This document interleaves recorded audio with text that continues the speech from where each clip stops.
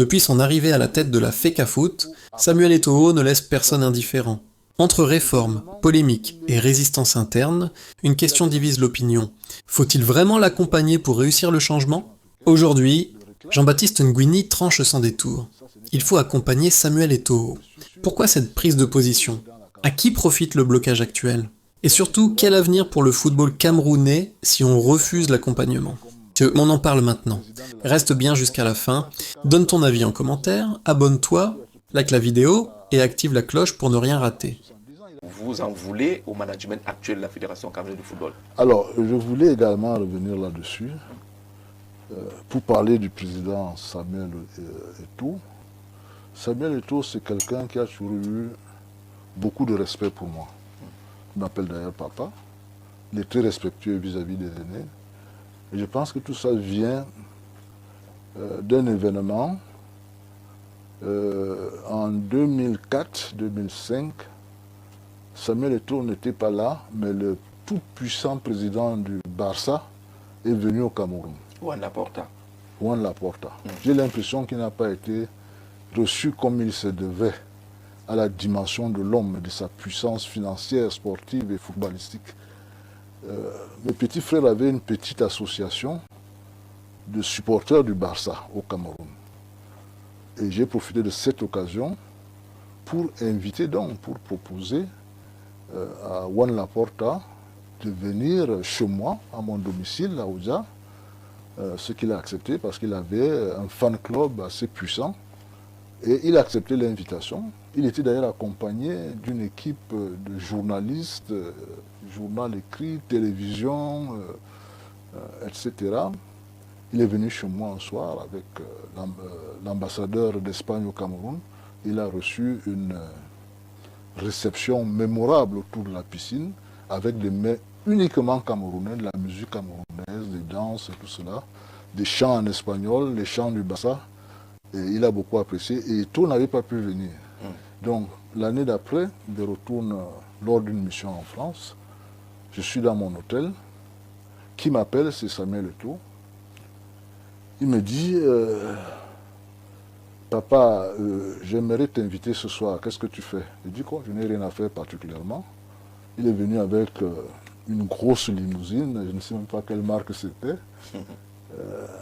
J'étais avec une de mes sœurs qui habite à Paris. On descend, il nous attendait en bas, au hall. On va dans sa voiture. Samuel Eto'o décide de s'asseoir devant. Il dit non, papa, assieds-toi derrière. Il se met à la place du copilote. Et il y avait le chauffeur, bien sûr. Il m'amène dans un restaurant qui n'a pas de nom.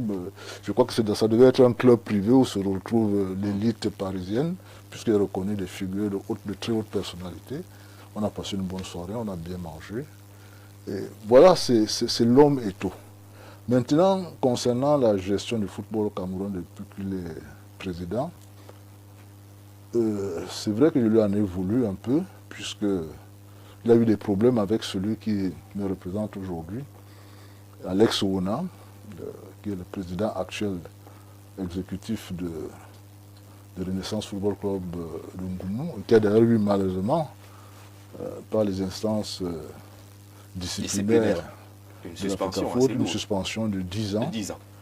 Alors que Alex Ouona l'a beaucoup soutenu pour son élection. Il en a beaucoup voulu, mais je crois qu'il faut confondre l'homme. Je n'ai pas fait de psychologie, mais quand j'observe Samuel Eto'o en tant que joueur, en tant qu'icône mondiale du football, avec ce qu'il a fait, ce qu'il a laissé, avec ses ambitions, je ne suis pas sûr que Eto'o est content lui-même de la situation du football camerounais aujourd'hui. Je crois que ce monsieur, il souffre dans son âme. Et en tant que compétiteur, il est combattu. Comme c'est un grand compétiteur, il se bat. Il faut qu'il gagne, c'est le compétiteur. Alors que, en fait, je pense qu'il ne faut pas combattre Eto'o. Il faut essayer de l'accompagner. Il faut aussi qu'il accepte d'être accompagné pour effectivement changer le football camerounais, le développer véritablement.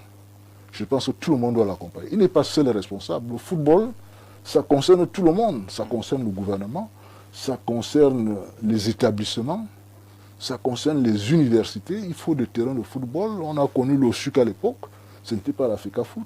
Les constructions de lycées, de collèges aujourd'hui doivent intégrer des terrains de football pour préparer, former les jeunes dès le bas âge dans les collèges. Ce n'est pas à la FECAFOOT de faire ça, c'est les établissements, c'est le ministère de l'Éducation nationale. Donc, je pense qu'il faut accompagner Samuel Eto'o. Et deuxièmement, il a des ambitions. Aujourd'hui, nous savons tous que beaucoup de fédérations africaines le réclament à la tête de la CAF. Ça, ce n'est pas un secret. Et je suis sûr que Samuel Eto'o, il est dans la quarantaine aujourd'hui. Quand il se rase le matin, je suis sûr qu'il pense finir sa carrière comme président de la FIFA, pourquoi pas. Il n'a que 40 ans ou 42 ans. Tu peux être président de la FIFA à 60 ans, 70 ans, il a encore 20, 30 ans. Vous lui conseillerez quoi en ce moment pour quand même... J'ai dit donc que pour cette ambition particulièrement, il faut qu'il laisse un football, qu'il transforme véritablement le football camerounais, parce que c'est ça qui va lui permettre de réaliser ses ambitions, parce que je pense qu'il a effectivement ses ambitions, peut-être que je me trompe, d'être un jour président de la CAF ou président de la FIFA. Moi, je dis donc qu'il faut accompagner Eto'o, il faut lui donner les moyens, il faut l'aider à mieux gérer, il faut que tout le monde fasse des efforts, les présidents de club, y compris le mien, Alex Owona, et tous les acteurs du football, que tout le monde, effectivement, qu'on se mette ensemble, qu'il y ait des états généraux du football, des états généraux, parce qu'il n'est pas seul responsable de la situation du football, il ne peut pas tout seul transformer le football.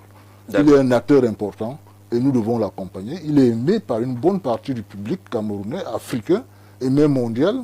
Je crois que c'est un atout. Il a un carnet d'adresses incroyable. Il peut lever des fonds et tout n'a pas...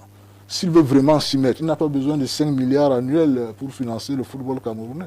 Il peut lever des fonds et développer le football camerounais à des niveaux incroyables. Et il est le seul à être capable de le faire aujourd'hui dans le football camerounais. Je pense que nous devons l'accompagner.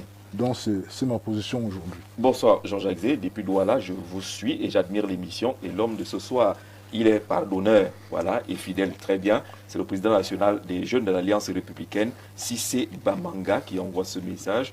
Bonsoir Jean-Jacques, je suis fier de vous. Tu nous fais voir une fois de plus ce monsieur. Si je suis ce que je suis aujourd'hui, c'est parce que ce monsieur Nguinefa Jean-Baptiste est pour moi un modèle. Mais j'ai voulu que ce monsieur nous parle de son cabinet parce que je suis intéressé. Il parle du cabinet juste derrière le passage de Nadège Yougen qui va nous proposer quelques questions des internautes. Bonsoir à vous. La parole, je suis de la Mefoua Kono. Monsieur Nguinefa est mon frère, mais il n'a rien fait pour nous en tant qu'élite, en tant que Séraphine de Nkong. Ah bon? Vous n'avez rien fait? Vous n'avez rien fait en tant qu'élite pour la Mefoua Kono? Je pense qu'elle doit être très jeune. Pour la Mefoua Kono et particulièrement pour Nkongabok, j'ai créé un comité de développement du village de Nkongabok. J'ai sillonné tous les villages de Nkongabok. J'ai octroyé des fonds pour aider les jeunes ruraux de Nkongabok. J'ai tout fait. Bon, ils doivent s'en prendre à eux-mêmes. Quand vous donnez à quelqu'un un peu d'argent pour pouvoir créer un champ de bananiers ou de manioc et que dès que vous lui donnez un peu d'argent pour défricher les champs et que l'argent disparaît et qu'il ne fait rien, ou alors vous créez un comité où l'argent est géré de manière pas très catholique, vraiment j'ai tout fait. Renaissance Football Club de Ngoumou, c'était Renaissance de Nkongabok à la base. Bon, dans mon secteur, on aurait peut-être souhaité que je crée des stations-service. Ce n'est pas le rôle du directeur général de créer des stations-service, ou en Ngoumou peut-être, il y en a déjà. Ça a été fait par la CSPH et Tradex. Donc, j'ai fait ce que j'ai pu au niveau de l'aide aux populations rurales. Il y a eu quelques recrutements également, des gens de la Mefoua Kono, dont par exemple mon frère Mvengbala, votre PDG, qui est un brillant technicien, mais qui a choisi le journalisme. D'accord. Donc, c'est un reproche. Elle doit être très jeune, elle ne doit pas se souvenir de toutes les actions que j'ai faites pendant 15 ans pour le village de Nkongabok. On va prendre une petite respiration, le temps d'installer Nadège Yougen.